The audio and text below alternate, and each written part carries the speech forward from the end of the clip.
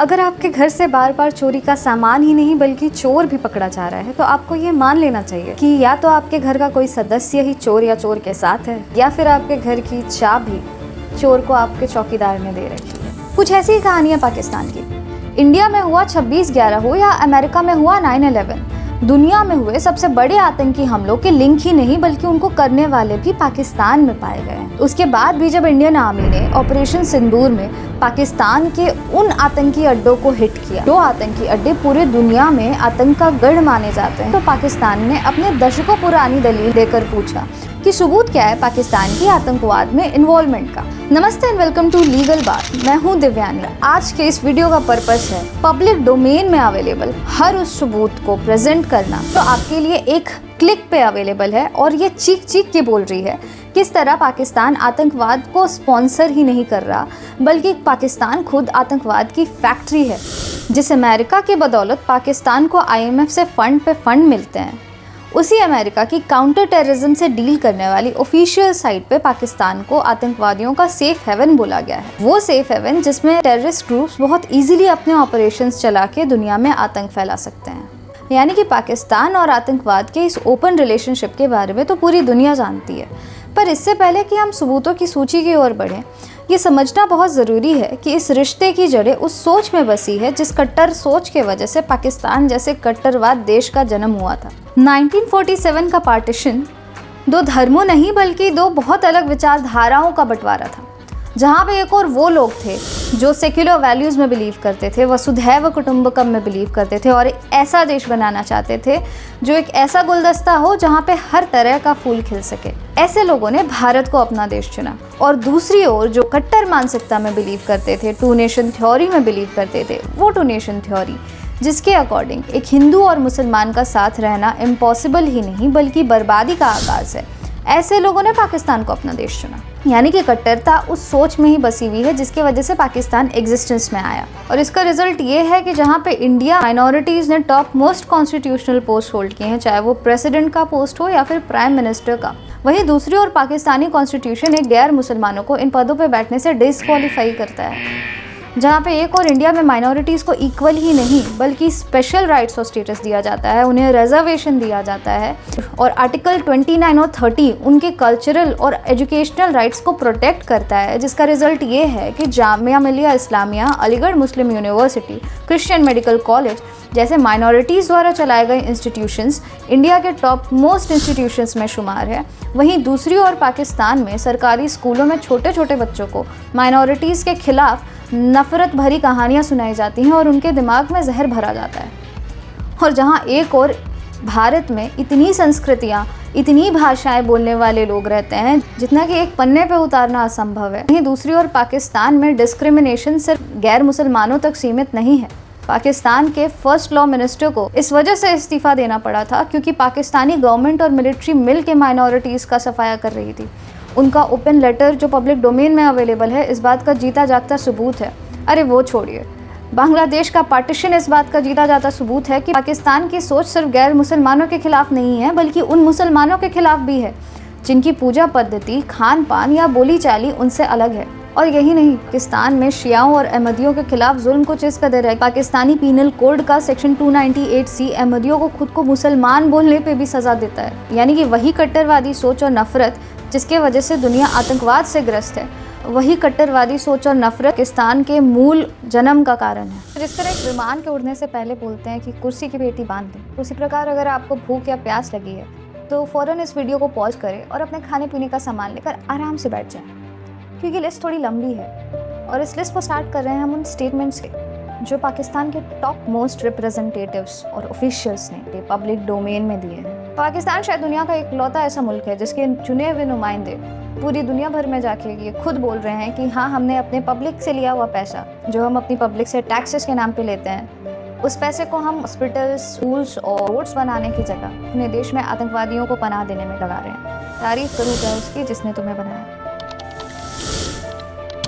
The first statement which I am going to present here is from former Pakistani Army Chief and President Pervez Musharraf. 1979 से बहुत तब्दील होता चला रहा है। एक रिलीजियस मिलिटेंसी हमने पाकिस्तान के हक में यहाँ इंट्रोड्यूस की सोवियट्स को निकालने के लिए। ठीक है।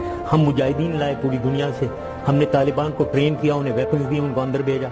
वो हमारी ही ओसामा बिन लादेन हमारा हीरो था। CIA का भी था शायद। यस, ये ज़वाहिरी हमारा हीरो था। Now just imagine the former president of a country admitting कि दुनिया में लोगों को मारने में, दुनिया में डर फैलाने में, दुनिया में दहशत फैलाने में, दुनिया में क्राइम फैलाने में उनकी कंट्री इन्वॉल्व ही नहीं बल्कि उनकी कंट्री फोर फ्रंट पे स्पॉन्सर कर रही है। Only happens in Pakistan again. Second statement is from ex-Pakistani general of Pakistani Army, general Durrani. 26/11 जिसने पूरे देश की आत्मा को दहला दिया, जिसमें इंडियंस ही नहीं बल्कि फॉरेन नेशनल्स की जान गई। 2011 में पाकिस्तान की डायरेक्ट इन्वॉल्वमेंट को एडमिट किया। Terrorist attack in Mumbai carried out by a terrorist group based in Pakistan on 26 November is a classic trans-border terrorist event. I hate to admit this, but this is true. और यही नहीं, America में former Pakistani ambassador to the US Husain Haqqani ने ISI और terrorist groups के link को admit किया है और उन्हें स्टेट प्रॉक्सी का नाम दिया है। वहीं न्यूयॉर्क थिंक टैंक को दिए गए एक इंटरव्यू में former Pakistani prime minister Imran Khan ने ये कन्फेस किया है कि पाकिस्तानी मिलिट्री और एजेंसीज आतंकवादियों को ट्रेन करती रही है और कम से कम 30 से 40 हज़ार आतंकी पाकिस्तान की मिट्टी पे रह रहे हैं। बिलावल भुट्टो जो एक्स फॉरेन मिनिस्टर रह चुके हैं पाकिस्तान के और एक्स प्राइम मिनिस्टर के बेटे हैं, उन्होंने भी पाकिस्तान के डर्टी पास्ट को ओपनली एडमिट किया है।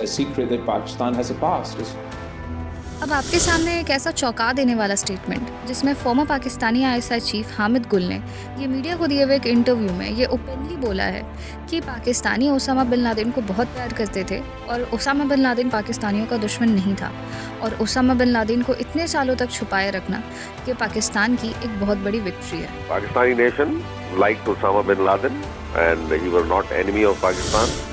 So the Pakistani nation can rejoice at this time to say that 9 years he was with us and we protected him against the mightiest powers.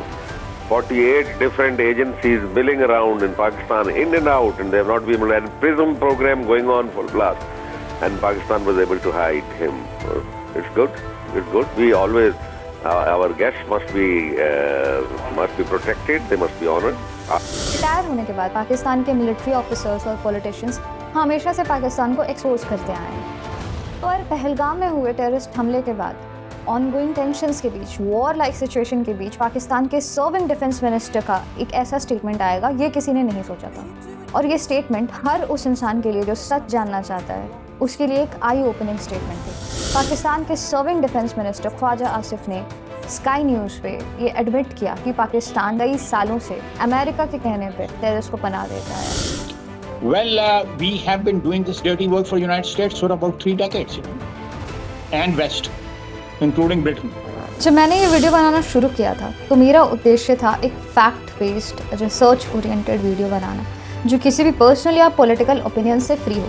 पर जब मैंने रिसर्च शुरू की और मेरे सामने एक के बाद एक फैक्ट्स आते गए तो मेरा खून खौल उठा और मेरा ये बिलीव करना मुश्किल हो गया कि पाकिस्तान आज भी दुनिया के सिविलाइज नेशंस में शुमार है और तमाम कंट्रीज़ के रिप्रेजेंटेटिव्स आज भी पाकिस्तान के रिप्रेजेंटेटिव्स के साथ उठते बैठते हैं। वो रिप्रेजेंटेटिव्स जो इंटरनेशनल मीडिया में जाके इस चीज़ की गुणगान करते हैं कि किस तरह उनकी कंट्री दुनिया में आतंकवाद फैलाती है। डैनियल पर्ल एक अमेरिकन जर्नलिस्ट थे जो वॉल स्ट्रीट जर्नल के लिए काम करते थे और उस दौरान इंडिया में रह रहे थे। 2002 में पाकिस्तान में हो रहे टेररिस्ट की ट्रेनिंग और रिचर्ड शुबॉम्बर की स्टोरी को कवर करने के लिए कराची अपनी वाइफ के साथ पहुंचे। डैनियल जिलानी नाम के एक शख्स से मिलने की कोशिश कर रहे थे और इसी दौरान डैनियल को बशीर नाम के एक शख्स का मेल आता है जो उन्हें जिलानी से मिलवाने का लालच देता है और खुद को एक बहुत नॉर्मल स्वीट सा फैमिली मैन की तरह प्रोजेक्ट करता है। और अफसोस डैनियल उस लालच में आ जाता है। डैनियल बशीर से मिलने जाते हैं और कभी वापस नहीं आते। प्रोटोकॉल के तहत हर 2 घंटे पे आने वाली कॉल जब कई घंटों तक नहीं आती है तो डैनियल की प्रेग्नेंट वाइफ अथॉरिटीज को रीच आउट कर और इसी दौरान यूएस कॉन्सुलेट में टेररिस्ट का एक मेल आता है जिससे पता चलता है कि डैनियल को अगवा कर लिया गया है। और बशीर नाम का वो शख्स जिससे डैनियल मिलने गए थे वो कोई और नहीं बल्कि उमर सईद शेख था जो कि एक UN डेजिग्नेटेड टेररिस्ट है। वही उमर सईद शेख जिसको 1994 में इंडिया में 4 फॉरेन नेशनल्स को किडनैप करने के जुर्म में अरेस्ट किया गया था। वही उमर सईद शेख जो लंदन स्कूल ऑफ इकोनॉमिक्स से एक पढ़ा लिखा आतंकवादी था। वही उमर सईद शेख जिसपे राजकुमार राव की मूवी उमरता बनाई गई है। पर अगर उमर सईद शेख को 1994 में इंडिया में अरेस्ट कर लिया गया था तो फिर वो 2002 में पाकिस्तान कैसे पहुंचा? 1999 में कांधार हाईजैक हुआ, जिसमें काठमांडू से दिल्ली जाने वाली फ्लाइट IC-814 को टेररिस्ट ने हाईजैक कर लिया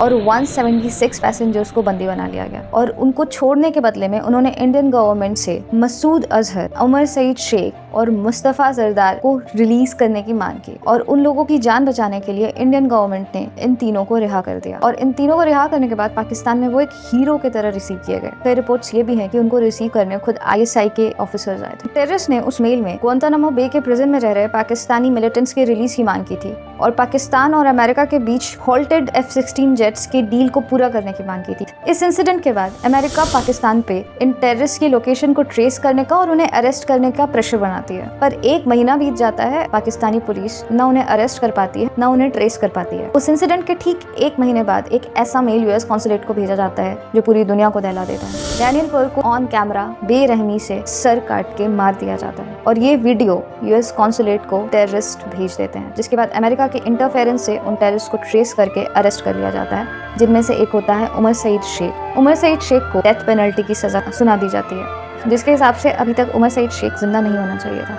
पर when it comes to Pakistan, nothing is impossible. कुछ साल पहले उमर सईद शेख के कन्विक्शन को सिंध हाई कोर्ट ने ओवरटर्न कर दिया और उन्हें सिर्फ और सिर्फ किडनैपिंग के लिए कन्विक्ट किया, जिसके अकॉर्डिंग पाकिस्तान में 7 साल की सजा होती है और उमर तब तक 7 साल की सजा ऑलरेडी काट चुके और ये ऑर्डर दिया गया कि अगर उनके खिलाफ कोई और केस नहीं चल रहा तो उन्हें बाइज्जत बरी कर दिया जाए। डैनियल पर्ल के ब्रूटल मर्डर के 13 साल बाद जब इंडियन आर्म फोर्सेस ने ऑपरेशन सिंदूर लॉन्च किया बहावलपुर मुरीद के जैसे उन्हीं टेररिस्ट के साइट पे, तो पाकिस्तान का ये कहना था कि उस ऑपरेशन में सिर्फ और सिर्फ इनोसेंट सिविलियंस मारे गए हैं। पर उसके बाद जब ये तस्वीर दुनिया के सामने आई तो उस पर पाकिस्तान के पास कोई जवाब नहीं था।